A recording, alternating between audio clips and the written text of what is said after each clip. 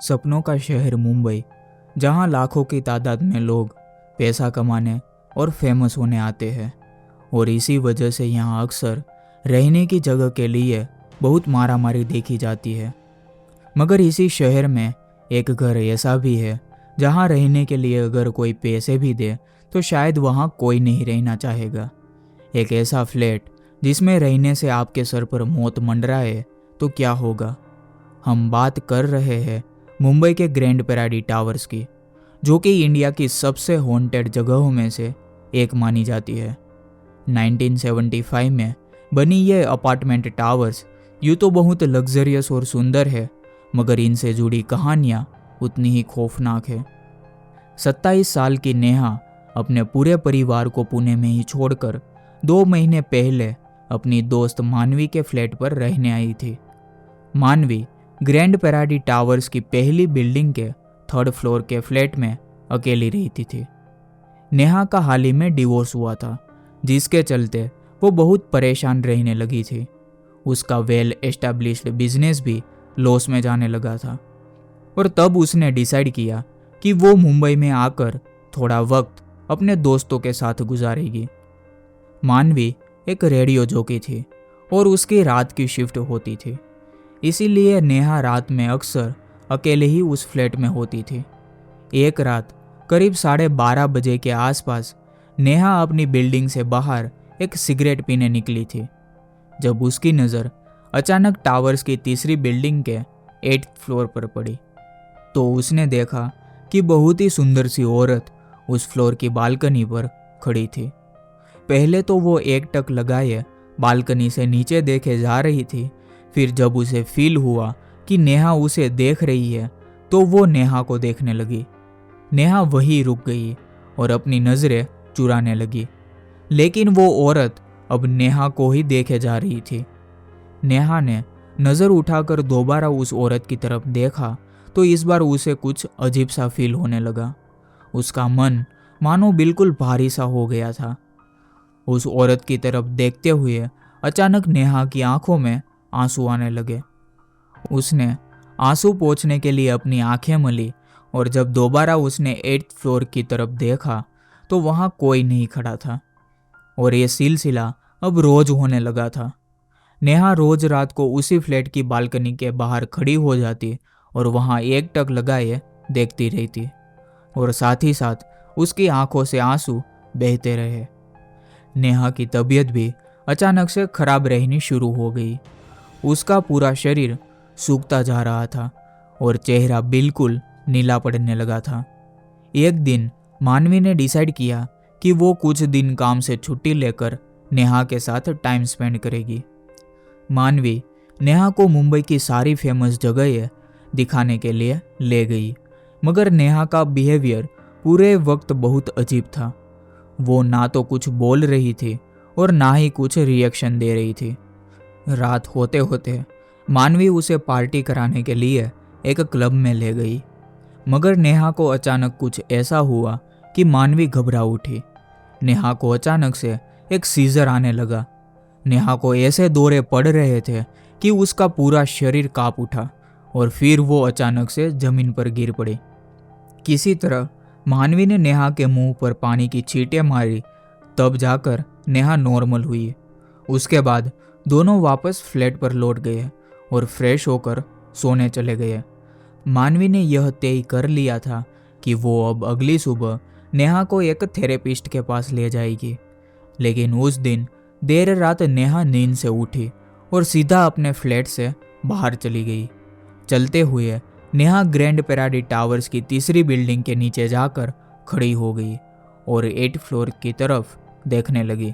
देखते ही देखते नेहा उस बिल्डिंग के अंदर चली गई। वो लिफ्ट में घुसी और 8th फ्लोर पर पहुंच गई।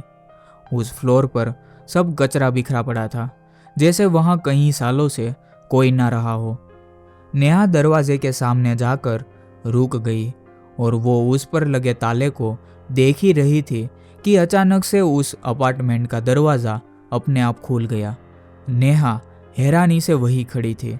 उस अपार्टमेंट में से बहुत सड़ी बदबू आ रही थी कि तभी नेहा को एक औरत ने आवाज़ लगाई। उसने सर उठाकर सामने देखा तो वहाँ वही औरत थी जिसे वो रोज देखती थी। वो औरत उस फ्लैट की बालकनी में खड़ी थी। उस औरत ने हंसकर नेहा को अपने पास आने का इशारा किया।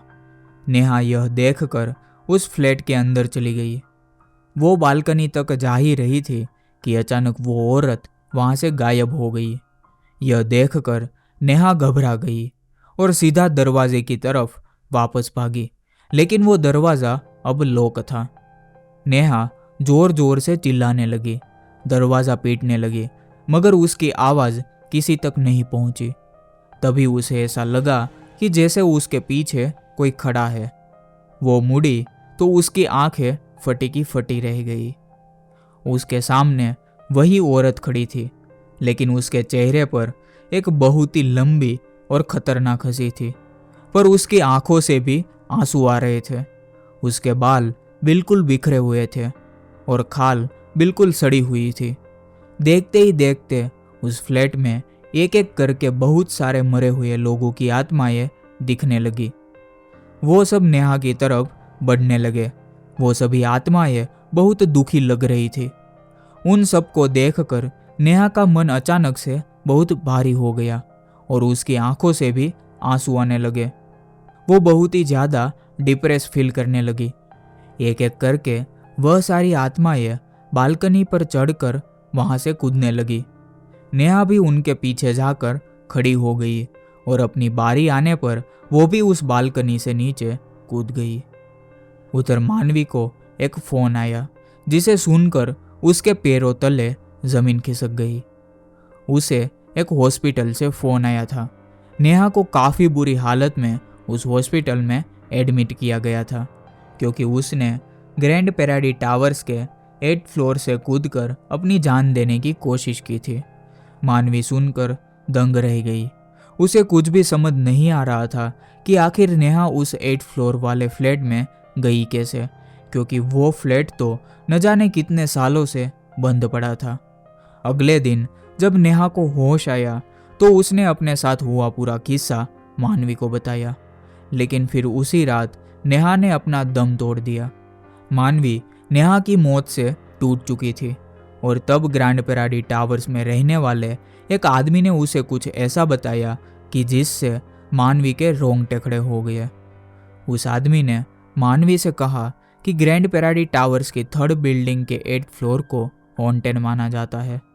उस फ्लोर से न जाने कितने लोगों ने सुसाइड करके अपनी जान दे दी है, पर जिन भी लोगों ने सुसाइड किया है वो सब बहुत स्ट्रेस में भी थे।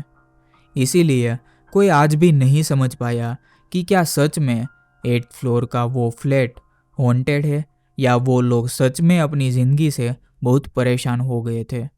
नेहा के साथ जो भी हुआ वो आज भी एक पहेली है और उन सभी लोगों की मौत की एक मिस्ट्री है जो आज तक सुलझ नहीं पाई है, जिन्होंने उस 8th फ्लोर से कूदकर सुसाइड किया था। तो कैसी लगी यह कहानी आपको? अगर आपको भी ये वीडियो अच्छी लगी तो हमारे चैनल हॉरर स्टोरीज हिंदी को सब्सक्राइब करना बिल्कुल मत भूलना। और अगर आपके पास भी कोई ऐसा किस्सा है तो आप हमें मैसेज कीजिए और हाँ, कमेंट्स में हमें ज़रूर बताइए। Bye bye and take care.